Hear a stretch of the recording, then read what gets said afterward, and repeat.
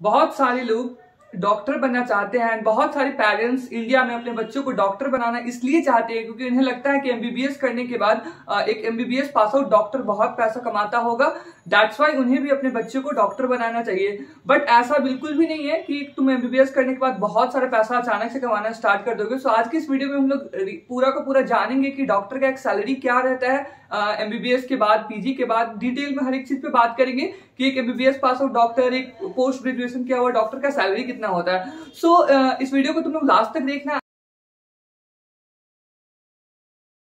Hello everyone, welcome back to my YouTube channel. I am Ayush, medical student. And आज की इस video में मैं तुम लोग को बताने वाला हूं कि एक डॉक्टर का सैलरी कितना होता है। जो सोसाइटी में भी एक मिथ बना हुआ है कि डॉक्टर बहुत पैसा कमाते हैं, बहुत ज्यादा पैसा कमाते हैं एंड अगर डॉक्टर बनने के बाद कोई अचानक से ही बहुत अमीर हो जाएगा।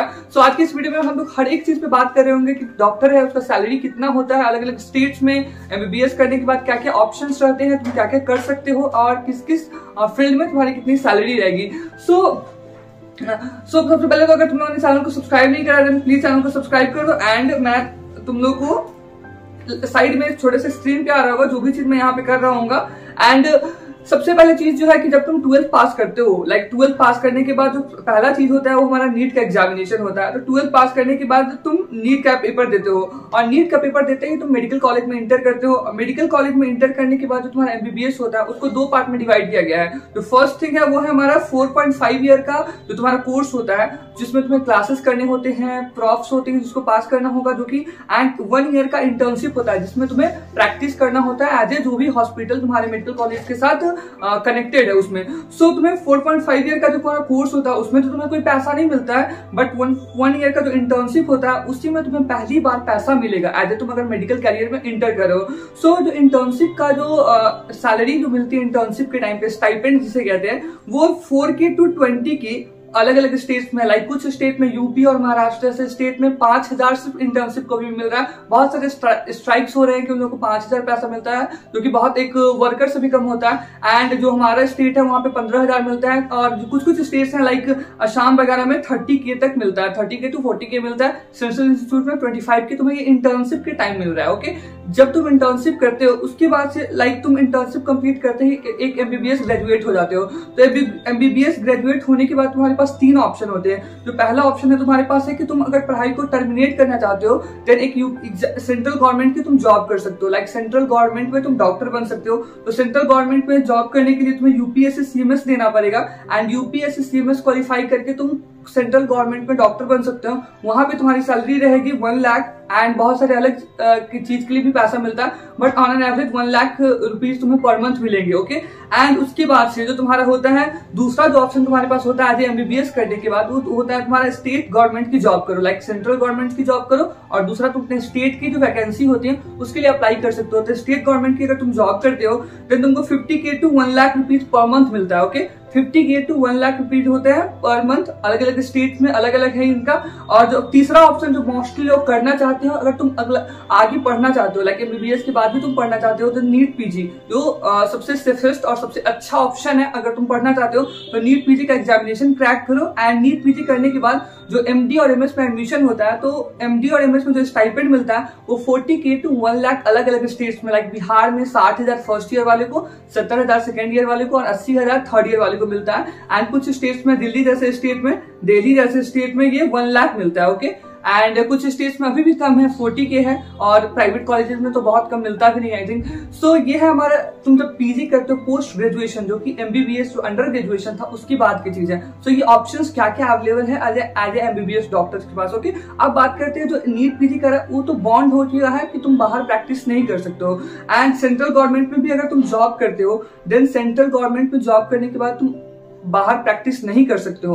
उसके लिए तुम्हें नॉन प्रैक्टिसिंग अलाउंस मिलता है 20,000 पर मंथ। सो लाइक अगर तुम सेंट्रल गवर्नमेंट में इंटर करे हो देन तुम्हें 1 लाख की जो तुम्हारी सैलरी यही है, तुम बाहर प्रैक्टिस नहीं कर सकते हो। स्टेट गवर्नमेंट में, कुछ स्टेट गवर्नमेंट में ये अलाउ है कि आप बाहर प्रैक्टिस कीजिए, कुछ जगह नहीं है। तो अगर तुम बाहर प्रैक्टिस करते हो देन वहां से कुछ अर्निंग हो जाएगी, उसकी बात हम लोग बाद में करेंगे नॉन प्राइवेट प्रैक्टिस की। एंड नीट पीजी में तो तुम 3 साल के लिए बॉन्डेड हो, तुम्हारे पास टाइम ही नहीं है कुछ करने का। अब नीट पीजी करने के बाद अगर फिर से कोई फर्दर पढ़ना चाहता है देन नीट एसएस की एग्जाम होती है, सुपर स्पेशलिटी की होती है। तो सुपर स्पेशलिटी करने के बाद तुम एमसीएच करते हो, डीएम करते हो, तो वहां पे जो तुम्हें स्टाइपेंड मिलता है वो स्टाइपेंड होता है 1 लाख टू 1.5 लाख। ओके, 1 लाख के बियॉन्ड ही होगा, ये 1 लाख से एवर भी होगा तुम्हारा स्टाइपेंड। ये डीएम की मैं बात कर रहा हूँ। अब तुम एक सुपर स्पेशलिटी में लाइक तुमने अपना एमडी और एमएस कंप्लीट कर चुके हो इस टाइम पे। ओके, एंड ये हमारा रहा कि पढ़ाई का नीट एसएस तक तो करना चाहते हो तो ये होगा। नीट एसएस करने के बाद जो प्राइवेट प्रैक्टिस का ऑप्शन होता है अवेलेबल। सो प्राइवेट प्रैक्टिस, लोगों को लगता है कि प्राइवेट प्रैक्टिस में बहुत पैसा है। सो हाँ, प्राइवेट प्रैक्टिस में उसकी अगर मैं बात करूं तो प्राइवेट प्रैक्टिस करने से पहले तुम्हें एटलीस्ट 12 ईयर तो जो 12 ईयर तो तुम्हें पढ़ना ही पड़ेगा। 12 ईयर मिनिमम है जो तुम्हें अपने स्टडीज करने पड़ेंगे। एंड 12 ईयर करने के बाद भी जैसा कि ऑलरेडी बताया कि कई जगह लाइक तुम मेडिकल कॉलेज ज्वाइन करते हो, प्रोफेसर बनते हो, वहां पे तुम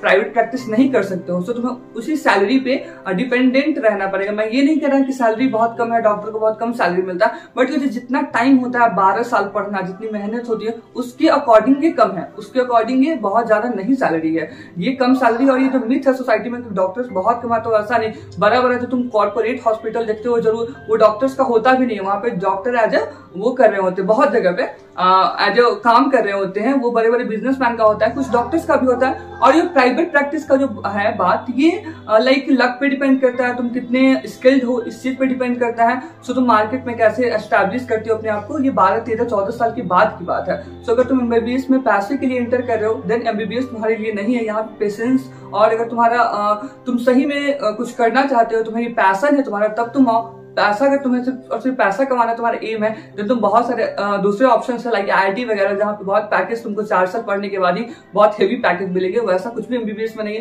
तो पेशेंस रखना पड़ेगा, अच्छे से पढ़ना पड़ेगा। हाँ, और डॉक्टर बनने के बाद तुम्हें पैसा कमाओगे, बहुत ज्यादा पैसा कमाओगे, लेकिन उसके लिए पेशेंस रखना पड़ेगा, तुम्हें स्किल पहले सीखना पड़ेगा एंड पेशेंस के साथ काम करना पड़ेगा। सो आई होप इस वीडियो में मैंने तुम लोगों को हर एक चीज बताया है कि क्या है salary MBBS pass out doctor का कितना कमाता है, क्या है, एंड तुम लोगों को एक आइडिया लग गया होगा। So thanks for watching this video. And इस चैनल पे ऐसे ही नीट से रिलेटेड, एमबीबीएस से रिलेटेड इंटरेस्टिंग वीडियोज आते रहते हैं। तो इस चैनल को सब्सक्राइब कर लो। एंड अगेन थैंक यू, और कमेंट करके बताओ ये वीडियो कैसा लगा।